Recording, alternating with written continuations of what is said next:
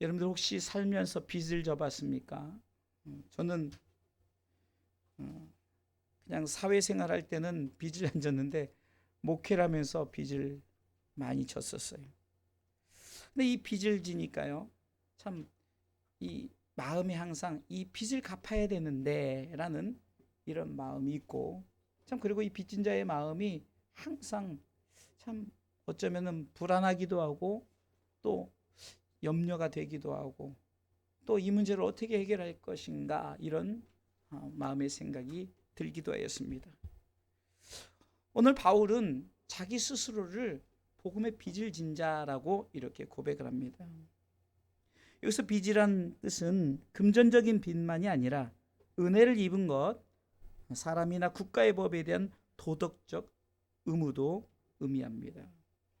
특별히 신적 규례를 어기거나 신의 은혜에 대한 대가로 반드시 치러야 할 것이나 감사를 드리지 않을 때에도 그 사람은 빚진 자가 되어 참회나 그가 다시 한번 하나님 앞에 내가 복음의 이 빚을 갚아야겠다는 이런 처지에 놓이게 됩니다.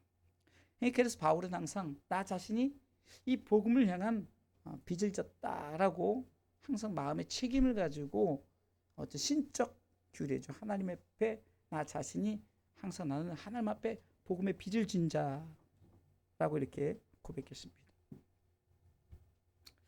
바울은 하나님께서 자신을 부르신 이유 중에 하나가 바로 복음을 위해서, 오늘 본문의 1절은 이렇게 말하고 있습니다.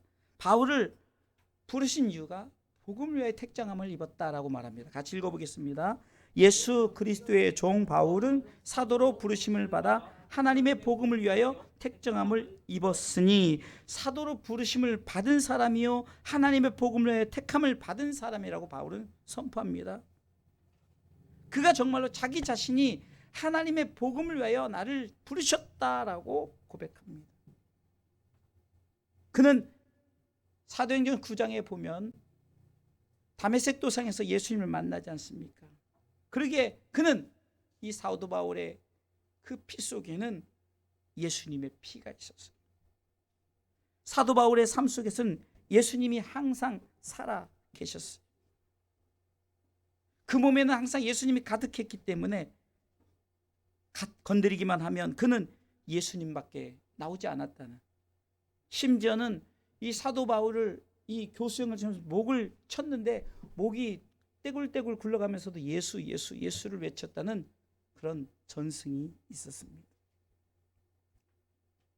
바울은 이 복음을 향해서 미친 사람이 되어버렸어요. 이 복음이 무엇입니까? 바울은 예수 그리스도가 바로 복음입니다라고 말하죠. 그래서 이 복음에 대해서 이렇게 말합니다. 2절 말씀 읽어보겠습니다. 같이 읽습니다. 이 복음은 하나님이 선지자들로 말미암아 그의 아들에 관하여 성경에 미리 약속하신 것이, 누구에 대해서요? 하나님의 아들 예수에 관해서 말하는 것이 하나님이 이미 약속했던 것들이다. 그러면서 이 예수 그리스도를 설명하는데 3절로 이 아들로 말하면 육신으로는 다윗의 혈통에서 나셨고 성결의 영으로는 죽은 자 가운데서 부활하여 능력으로 하나님의 아들로 인정되셨으니 곧 우리 주 예수 그리스도시니라 말하면서 육신으로 말하면 이 복음은 다윗의 혈통. 그래서 마태복음 1장 1절에 보면은 복음에 대해서 바로 예수 그리스도의 세계라 이렇게 시작하잖아요. 또한 영으로는 하나님의 아들. 육으로는 다윗의 혈통으로 났지만 영으로는 하나님의 아들로서 우리 가운데 오신 바울은 그래서 이 예수님에 대해서 이 복음이 바로 예수님이다 이렇게 말하면서 나는 이 복음을 받아들인, 그래서 이 복음에 빚을 진 자라는 거예요. 왜 빚을 졌다? 그는 특별히 말합니까? 그는 포행자였어요. 예수 믿는 자들을 잡아 죽이려는데 앞장섰어요. 한 번에 줄고 아예 법을 만들어서 한 번에 몰살시키려고 한마디로 공문을 가지고 국회로 가던 중에 예수님 만난 거 아닙니까? 그렇게 핍박같은 예수님이 당신 뉘시니까 했을 때 바로 네가 핍박하는 예수다라 했을 때 무지했던 그가 하나님의 영이 깨닫게 하고 알게 했을 때 정말로 내가 이 복음에 빚을 졌구나라고 생각하는 이런 마음을 가지고 바울은 살아갔어요. 오늘도 이 바울의 복음을 위한 기도는 한마디로 빚진 자의 기도라는 거예요. 바울은 복음에 대한 강한 열정을 가지고 있었습니다. 이 복음을 전하지 않고 견딜 수가 없었다는 거예요. 왜요? 그것이 하나님의 마음이었기 때문에.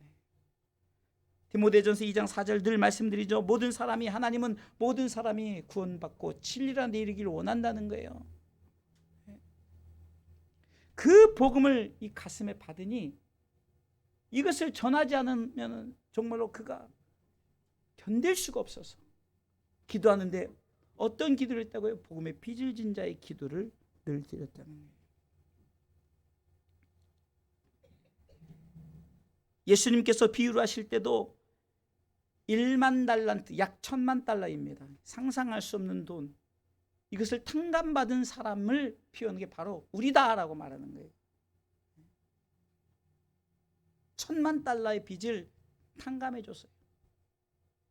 어찌 구원을 이 돈으로 우리가 계산할 수 있겠습니까마는 너희들은 이렇게 1만 달란트의 이 빚을 탕감받은 자라고 말하면서 우리 가운데 이 복음의 빚이 우리 가운데 있음을 예수님이 비유로 말씀하시는 이 비유를 통해서도 바로 우리는 이 복음의 빚을 진 자, 이 빚을 탕감받은 자로서의 사명을 우리는 감당해야 된다는 것을 알아야 됩니다. 이 탕감받은 죄를 가지고 우리는 어떻게 살아야 되는가?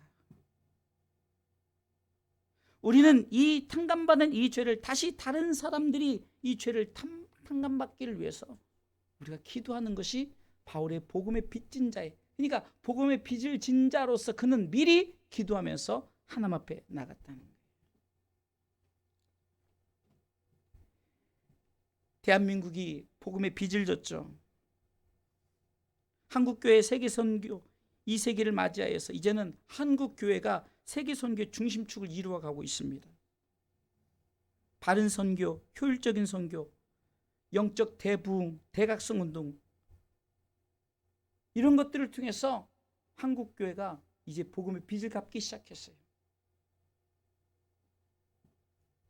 120년 전에 우리 민족이 복음이 없어서 무지했을 때, 정말로 이 영적 암흑기였을 때 한 믿음의 청년 언더우드 선교사가 또한 아펜셀러 선교사가 한국에 와서 복음을 증거했습니다. 그래서 이 땅에 복음의 역사가 시작되었죠. 1884년 복음이 들어오고 23년이 지난 후 일제에게 나라를 빼앗기는 비극을 경험하면서도 성령의 역사로 회개운동이 일어났고 1907년에 우리가 잘 아는 1907년에 신학교 첫 졸업생 중 한 사람이 이기풍 목사님이 이 제주도를 시작해서 첫 번째 선교사로 파송되었어요.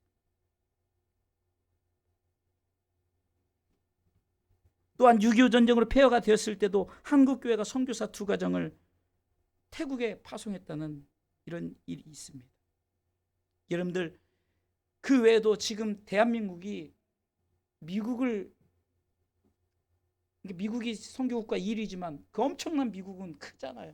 근데 정말 배지도 않은 조그만 나라가 선교국가 2위예요. 이런 엄청난 일을 감당하고 있어요.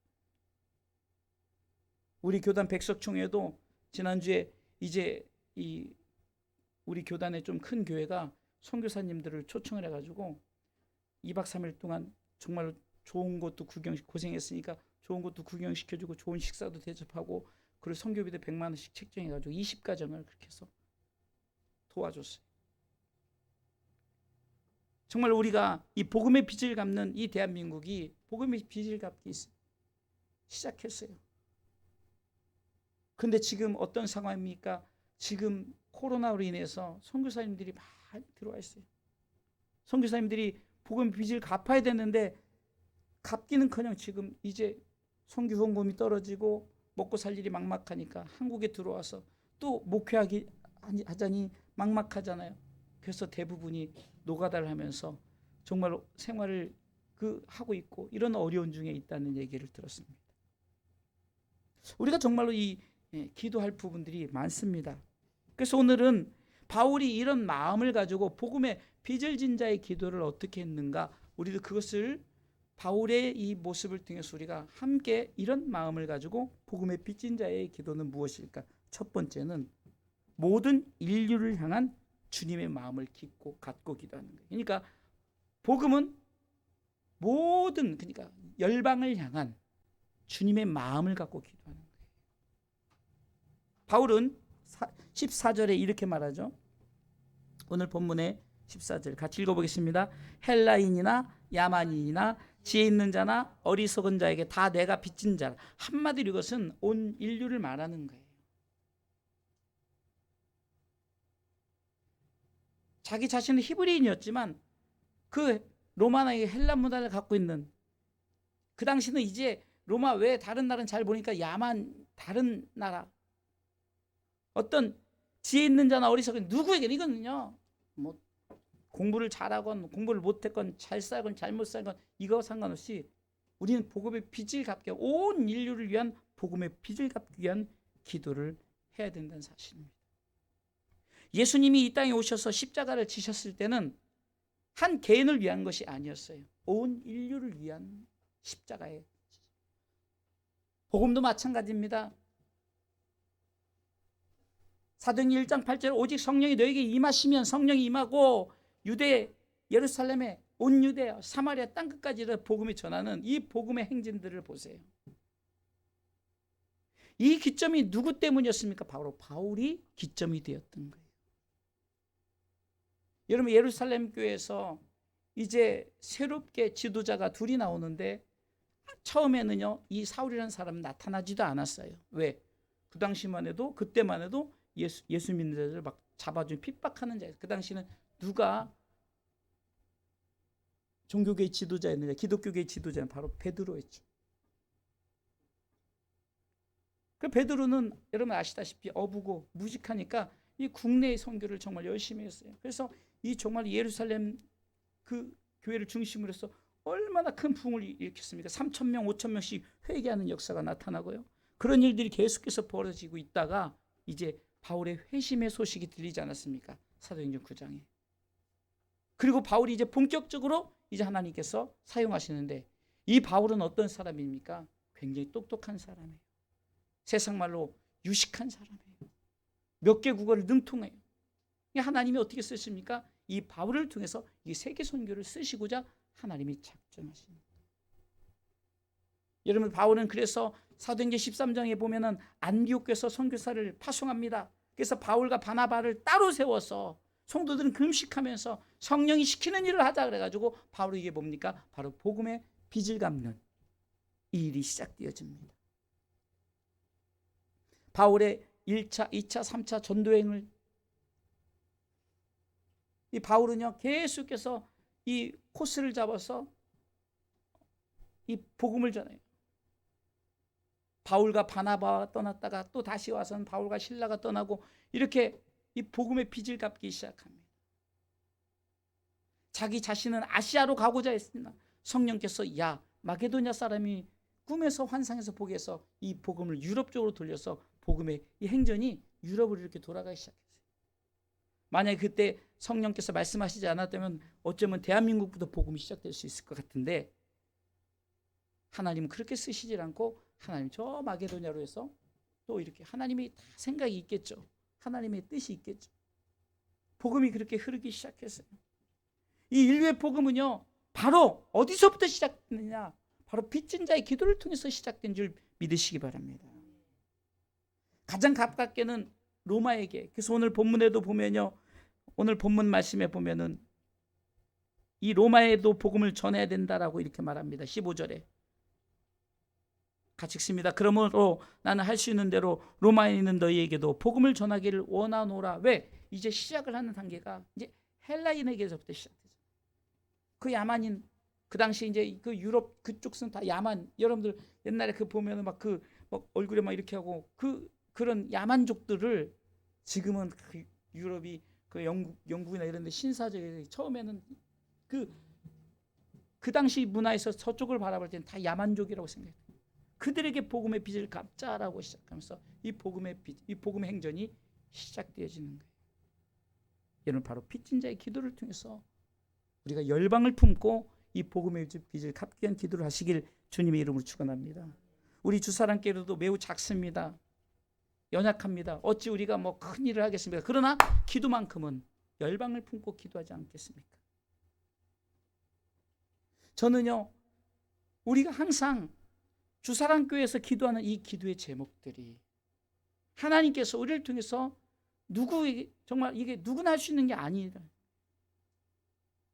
하나님은 콕 집어서 저와 여러분들 두세 사람의 아버지 이름 모인 그곳을 통해서 하나님 오늘도 복음의 빚을 진 자의 기도를 하게 하신 줄 믿으시기 바랍니다. 우리는 예수 그리스도를 믿음으로 말미암아 복음의 빚을 진 거예요. 1만 달란트를 탕감받은 자란 말입니다.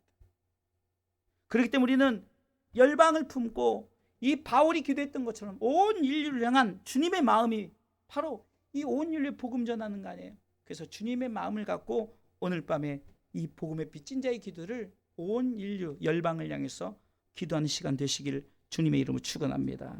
두 번째는요, 이 빚진 자, 이 복음의 빚진 자의 기도는 두 번째는요, 우리가 이렇게 복음의 빚을 갚는 것에서 하나님의 능력이 나타나기를 위해서 기도하시기 바랍니다.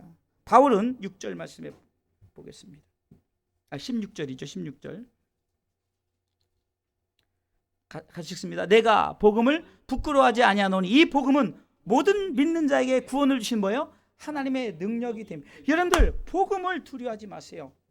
복음을 우리가 내가 나 같은 사람이 나 같은 환경, 우리 주사랑교회 같은 환경이 나 같은 상황 속 여러분들 얼마 전에도 우리하고 가까이 있는 필리핀 선교사님의 이 사역 얘기를 들으면서 사모님하고 찻집에서 얘기를 들으면서 정말 안타까운 마음을 갖고 하나님 누군가 도와주었으면 좀 있는 사람들이 그냥 어떤 분이 우리 교회는 뭐 선교회 뭐 꿈을 갖고서 뭐 지금 10억으로 땅을 사놓고 뭐 100억 놓고 있나기를 제가 그랬어요. 아니 이렇게 했으면 좋겠습니다. 10억 가지고 선교하면 되지 않겠습니까? 시작하면 100억도 채워주고 그러는데 뭘 자꾸 그러려고.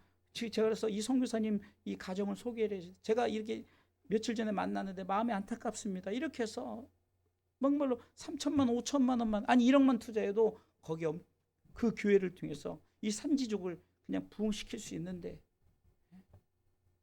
이런 안타까운 마음이 드는 거예요. 여러분들 누군가를 통해서 역사할 수 있도록 여러분들 우리가 복음의 빚을 갚는데 여러분들 두려워하지 마세요. 내가 하는 것이 아니라 능력자는 누구십니까? 하나님이 능력자 되는 줄 믿으시기 바랍니다. 여러분 이 대한민국에 이 복음이 들어왔을 때 여러분 정말 얼마나 어렵고 힘든 상황이었어요. 정말 세상 말로 거지 같은 나라였어요. 그런 나라가 일제 그 힘들고 어려운 문제를 만나고 또 해방됐더니 또 6.25 전쟁을 만나고 막 폐허 속에서. 근데 복음은요, 이 평양으로 이 시작된 복음이 하나님의 능력이 얼마나 위대한지 아십니까? 저는요 6.25 전쟁의 사건을 통해서 여러분들 우리가 정말 힘들고 어려운 그런 일을 겪었지만 그러나 하나님의 복음의 빚의 행진은 능력으로 나타난 줄 믿으시기 바랍니다. 자, 제가 소개를 하겠습니다. 여러분들 이 복음이 제일 먼저 어디로 들어왔습니까? 평양을 통해서 들어왔죠. 그 당시만 해도 평양이 공산주의 국가 이런 게 아니었어요. 대한민국이 하나였죠. 근데 이제 그 스탈린 중심으로 해서 이제 그런 공산국가가 형성되면서 이제 남북한이 나뉘게 되었죠. 놀라운 것은요, 이 복음이 전쟁을 통해서 어디까지요? 그냥 우리 대한민국이 어디까지 내려갔습니까? 저 밑바닥까지 북에서 들어와 가지고 저 밑바닥까지 이제 끝날 상황이에요. 정말로요. 이거는 끝날 상황이에요. 근데 하나님이 어떻게 했습니까? 역사적 사건을 얘기하는 거예요. 이 대한민국이 어디 인천 상륙작전 다시 올라가는 게 아니라 이 허리를 통해서 치고 올라가게 하는 거예요.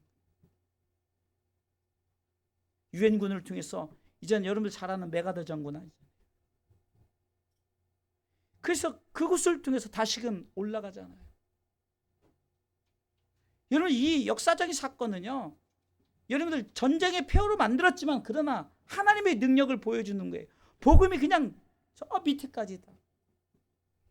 그래서 여러분들 내려왔던 자들이 올라가면서, 그러니까 완전히 이 전쟁만 남긴 것이 아니라 이 복음이 들어와서 복음이 전국에 퍼지게 된 거예요.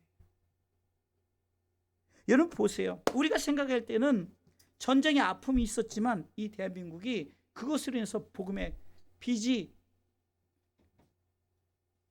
받긴 거예요. 빚을 지게 된 거예요. 그 정말 평양의 그 복음이 쭉 들어왔죠. 우리가 생각할 때는 아이고 이 대한민국은 끝났어. 안 끝났어요. 여러분 우리가 잘 아는 베트남 끝났어. 안 끝났어요. 태국 끝났어. 말레이시아 아니에요. 하나님의 능력은 우리가 빚진 자의 기도를 통해서 이 복음을 우리가 더 이상 부끄러워하지 마시고 이것은요 담대함으로 나가라는 거예요. 이 복음의 빚을 진 자의 마음을 가지고 내가 1만 달러인데 1000만 달러의 돈을 하나님께서 다 사해 줬는데 하나님의 능력이 그 정도 된다는 거예요. 바울은 강하고 담대하게 이 복음을 향해 나갔던 말씀을 내가 복음을 부끄러워하지 않겠다. 복음이 창피하다 그런 의미가 아니에요. 내가 복음을 전함에 있어서 강하고 담대함으로 내가 이 복음의 빚을 갚겠다. 왜? 이 복음 자체는 예수 그리스도 그분이시기 때문에 이 말씀이신 예수 그리스도를 통해서 가는 곳마다 살리며 회복하며 축복의 은혜가 있는 것을 역사적으로 이 대한민국을 통해서 또 복음이 들어간 나라를 통해서 하나님이 역사를 통해서 증명하고 있지 않습니까? 바로 이게 하나님의 능력이라는 거예요. 이 복음의 능력이 오늘 성경은 이렇게 말하고 있습니다. 16절에 이 복음은 모든 믿는 자에게 믿지 않는 자가 아니라 믿는 자에게 구원을 주시는, 그러니까 한마디로 뭡니까? 복음의 능력 입구로 뭡니까? 하나님의 구원이라는 것을 말하는 거예요. 네? 복음이 잘 사는 것, 물론 복음을 받아들인 나가 잘 살았어요. 그러나 그것이 정답은 아니에요. 복음은 구원, 하나님의 구원, 그것이 능력이다 이거죠. 내가 예수 믿고 구원받은 이것이 바로 하나님의 능력이다. 우리 이것을 기억하면서 복음을 부끄러워하지 말라. 담대하게. 나만 탕감받은 빚이 아니라 온 인류가 다 탕감받은 빚이 될 수 있도록 우리는 바로 이 복음의 능력이 하나님으로부터 나타날 수 있도록. 바울도 상상도 못했을 거예요.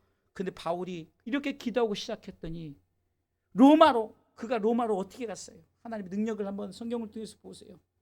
여러분 바울이 로마 복음을 전할 때 무엇으로 간 줄 아세요? 죄수로 갔어요. 죄수로.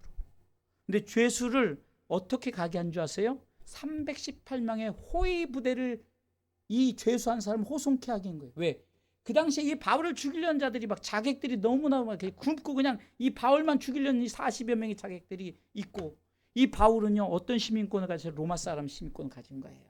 쉽게 말해서 대한민국 사람이 미국 시민권을 가진 거예요. 그러니까 미국 시민권자를 함부로 못하는 거예요. 그러니까 이 바울이 로마 시민권을 가지니까 바울이 그 유대 총독 앞에 가서도요 당당한 거예요. 왜 나를 때리느냐, 그거 니네들 책임져라 그러니까 막 벌벌벌 대기 시작하는 거예요. 하나님의 능력 대단하지 않습니까? 어찌 죄수를 318명의 군사를 호위하게 해가지고 가게 하냐고요. 로마에까지 안전하게 가서 그곳에서 복음을 전하는데, 사실 바울의 복음은요 감옥에서부터 시작해서 복음 자체를 감옥에서부터 시작했어요. 그런데 이 바울의 복음이 얼마나 능력이 됩니까? 여러분들 그 복음의 능력이 나타나기 시작하는데, 오늘 본문의 14절에도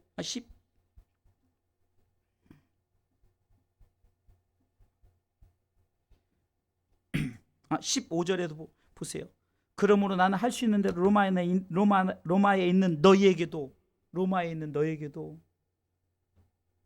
이미 하나님의 능력을 경험했기 때문에 바울의 그 1차, 2차, 3차 전도 여행을 통해서 바울은요 확신을 가졌어요.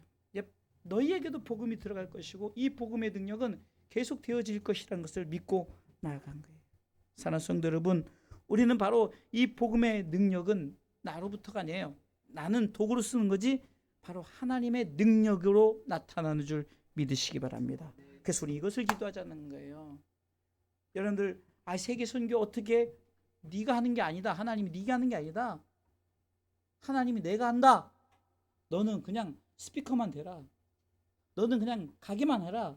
너는 행하기만 하라. 저도 이 20년 전에 필리핀 선교를 하고 대만 선교를 하고 그다음에 이제 중국 선교를 이제 다시 시작하면서 처음에는요 뭐 어떻게 할지 막 진짜 난감하고 비용에 대한 부담 여러 가지 부담이 있는데 하나님이 다 할 수 있게끔 다 채워주시고 또 하나님께서 정말로 이 달란트를 잘 활용하기 위해서 그래도 제가 가는 곳에서 뭐 이렇게 저는 신학교 이런 게 아니고 그냥 그들에게 음악을 가르치고 또 집회를 하고 말씀을 전하면서 이 사명을 감당했지만 굉장히 유익하고 여러분들 같이 우리 부목사님도 우리 사모님도 같이 갔다 오셨잖아요. 정말 거기서 많은 그 선교 현장을 통해서 얼마나 여러분 하나님의 능력이 대단한가. 사람의 능력이 아니야. 하나님이 일하시는데 처음에는 통역에 대한 이런 어려움, 물질의 어려움, 또 서로 이해되는 어려움. 여러분 생각해보세요. 제가 한국말밖에 못하는데 거기서 어떻게 설교하고 어떻게 하겠어요. 그냥 바디 랭귀지를 하기도 하고 그래 다 알아들어요. 하나님이 또 이렇게 설교 통역한 자들을 보내주시고 또 그들이 믿음의 통역자들이라 정말 믿음으로 이렇게 같이 사역하게 하시고 제 능력이라 하나님 능력으로 이 사역을 감당했던 것 같아요. 하나님이 쉼을 주셔서 코로나 기간 잠깐 쉬고 있지만은 그러나 하나님께서는 바로 이것을 통해서 계속하게 일하게 하실 줄 믿고 여러분 기도하시기 바랍니다. 여러분들도 우리 목사님 또 나가 이러지 마시고 하나님의 뜻이 있어서 나가는 거지 그곳에 가서 사역을 감당하는데 제가 뭐 목회 지장을 주면서 막 사실은 막 안신년을 돼서 한 1년 정도 나갔다 오고 이런 마음도 가졌었어요. 그래야 좀 제대로 할 것 같았어.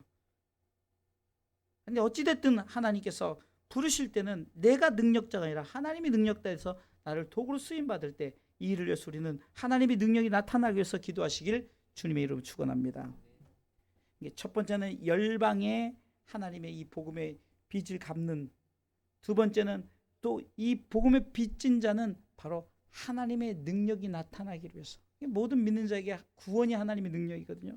세 번째는 이 복음을 받아들인 자가 이제는 오직 믿음으로 살기를 위해서 기도하자는 거예요. 바울은 17절에 이렇게 말합니다. 이 복음이 무엇인가를 분명히 설명하고 있습니다. 본문 17절 읽어보겠습니다. 복음에는 하나님의 의가 나타나서 믿음에 이르게 하나니 기록된 바 오직 의는 믿음으로 말미암아 살리람과 같으니라. 아멘. 여러분 보세요. 복음이 어렵게 헬라인에게 야만인에게 모든 지혜 있는 자 지신 모든 자에게 복음이 어렵게 전해졌어요. 근데 문제는 이 복음을 받아들인 자가 믿음으로 살지 않아요. 이 말은 어떤 믿음입니까? 예수 그리스도를 믿는 믿음이라고 바울은 갈라디아서 2장 20절에 분명히 말하고 있어요. 내가 이 삶을 살아가는 분명한 이유는 예수 그리스도를 믿는 믿음 안에서 살아간다라고 고백했던 것처럼 여러분 우리가 바로 맨 끝줄이요 읽습니다. 하나님의 아들을 믿는 믿음 안에서 사는 것이라. 내가 사는 이유는 하나님의 아들, 그 아들을 믿는 믿음으로 사는 거예요. 그러니까 여러분들 복음의 빚이 바울에게 무엇으로 나타났습니까? 예수를 믿으라. 예수님이 직접 나타난 예수를 알게 했잖아요. 그러니까 예수로 시작해서 예수로 끝이 나야 돼요. 또 시작합니다. 알파 초림 예수님으로 시작해서 오메가 재림 예수님으로 맞춰야 돼요. 무슨 말이냐면 우리가 주님 오실 그때까지 예수 그리스도를 믿는 믿음을 지키기 위해서, 그래서 오직 의인은 믿음으로 살 수 있도록, 어떤 환경에 무너지지 않도록, 코로나가 아니라 여러 가지 우리를 이제 코로나 19가 아니라 코로나 21도 나올 수 있고요, 코로나 24도 나올 수 있고요. 이제 어떤 바이러스, 여러분 옛날에는요 홍역만 알아도 다 죽었어요, 그죠? 네? 전염병이었잖아요. 다 치료해요. 그러면 끝나느냐? 또 다른 병이 나와요. 그 벌벌벌 돼요. 사사시대 같지 않아요? 까불면은 하나님이 뭘 줘서 벌벌벌 살려주세요. 그러면 하나님 또 살려주고. 여러분 정말 우리 기독교인들이 이 코로나 이 백신 문제 또 이 치료제를 문제 계속해서 기도하잖아요. 사사시대 똑같아요. 뭔가 전염병 오니까 살려주세요 하니까 그냥 그렇게 하는 거예요. 그런데 사사시대 때 결론은 자기 소견대로 살아가잖아요. 여전히 자기 소견대로 살아가는 이 시대에. 그래서 바울이 지금 뭐라고 말해요? 복음에는 하나님의 의가 나타났다는 거예요. 그 하나님의 의로 하여금 복음의 빚을 갚게 하고 복음의 빚을 받은 자들이 끝까지 기도해야 될 것이 뭡니까? 바로 믿음으로 살아가기를 위해서 우리는 기도해야 된다는 거예요. 바울은 이 17절을 통해서 믿음이란 단어를 계속해서 사용합니다. 복음에는 하나님의 의가 나타나서 믿음으로 믿음에 이르게 하나니, 이 처음에 이 믿음은요, 내가 처음에 믿었던 믿음이에요. 이 두 번째 믿음은 내가 마지막까지 지키는 믿음이에요. 그래서 이 믿음은 똑같은 믿음이지만 내가 처음에 예수를 믿었는 이 구원 영접의 단계였고, 이제는 주님을 맞이할, 이게 첫 번째 영접은 내가 예수 믿는 영접이고, 두 번째 영접은 이제 천국에 입성하기 위한 영접이죠. 이게 첫 번째 믿음은 내가 예수를 믿었어요. 두 번째 믿음은 내가 예수 믿는, 끝까지 믿음을 지켜서 이 믿는 믿음으로 나가는. 그래서 바울은 이렇게 말합니다. 믿음으로 시작해서 믿음에 이르게 한다. 그리고 이 믿음은 우리가 어떻게 하느냐? 이 선지자를 통해서 이미 의인은 누구입니까? 예수 그리스도를 믿는 자들 의인 삼아 주신 그들은 어떻게 사니까 믿음으로 살라. 믿음으로 말미암아 살리라. 제가 이 살리라는 단어를 여러분들 두 단어로 설명을 했잖아요. 이게 라이브. 그러니까 우리가 산다는 거죠. 죽지 않고 산다는 거죠. 그다음 리빙, 삶의 삶, 내 삶에. 그러니까 여러분들 이것도 똑같은 믿음으로 말미암아 산다는 것도 우리가 좀 더 나눠서 생각하면은, 내가 예수 그리스도를 믿는 삶, 현재의 삶, 나중에 사는 것은 내가 끝까지 믿음을 지킬 때 내가 산다는 거죠. 죽지 않고 영원히 산다는 것을 말하는 거죠. 이것은 저만의 해석법이에요. 이게 무슨 여기서 말하는 문법도 아니고 이 속에 말하는 헬라어의 그런 원어 뜻도 아니에요. 제가 지금 이런 부분에서 구속사적 입장에서 첫 번째 믿음은 예수 그리스도를 믿는 믿음이요, 두 번째 믿음은 우리가 이제 끝까지 지킬 수 있는 믿음. 그리고 의인이 믿음으로 산다는 것은 내가 사는 삶의 리빙이에요. 두 번째, 나는 산다. 라이브죠. 내가 살아있다. 영원히 산다. 영생.